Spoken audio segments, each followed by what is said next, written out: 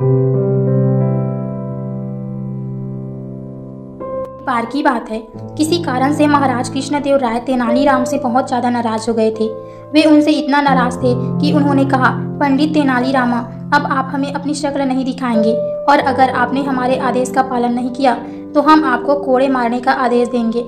महाराज की यह बात सुनकर तेनालीराम वहाँ से चुपचाप चले गए।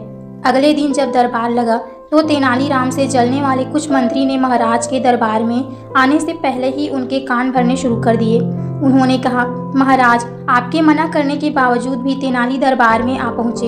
इतना ही सब नहीं, यहाँ आकर वे हंसी ठिठोली भी कर रहे हैं। यह तो आपके आदेश की अवहेलना है, उन्हें इसकी सजा मिलनी ही चाहिए। यह सुनकर महाराज आगे बबूला हो गया और अपनी गति दोगुनी करके दरबार की ओर बढ़ने लगे।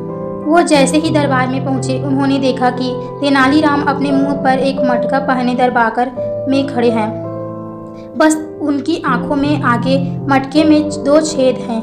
उनकी इस हरकत को देखकर महाराज कृष्णदेव राय ने गुस्से में उसे कहा, पंडित तेनालीराम, हमने आपको यहाँ आने के लिए मना किया था, शक्ल नहीं दिखाएंगे यह भी बोला था।